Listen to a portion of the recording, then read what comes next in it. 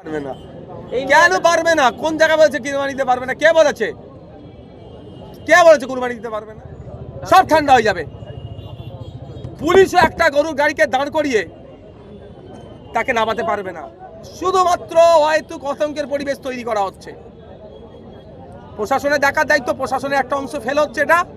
তবে আমি মিডিয়ার মাধ্যমে সাধারণ মানুষকে বলবো, যদি এই ধরনের কোনো সমস্যার সম্মুখীন হয়, সেই পুলিশ হোক আর কোনো বিজেপি নেতা নেত্রী হোক আর সাধারণ মানুষ হোক, তার বিরুদ্ধে আইন থানায় কমপ্লেন করুন। কমপ্লেনের কাগজ আমাকে দিন, আমি উচ্চতর নেতৃত্ব অফিসারদের সাথে কথা বলে প্রয়োজনে কোর্টের দ্বারস্থ হব।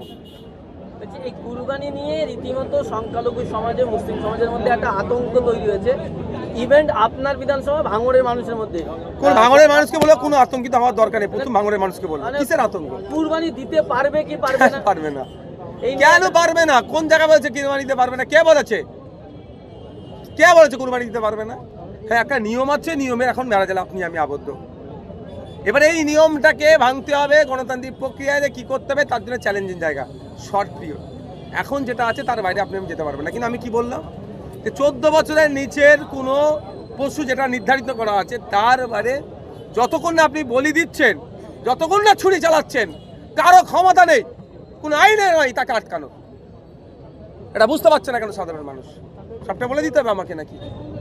সন্দেশখালী রেখা পাত্র তিনি নিজে গরু লাভিয়ে নিচ্ছে, বলতে গরু 14 বছর হয়নি, উনি তো এখন কোনো দায়িত্বই পায়নি, উনি কিভাবে লাভ? ব্যাপারটা হচ্ছে উনি দায়িত্ব পাকা নাই পাক সেটা রাইট নয়, ওর গরু নাবিয়ে নেওয়া কারো রাইট নাই। সমস্যা হচ্ছে এটা 14 বছরের নিচে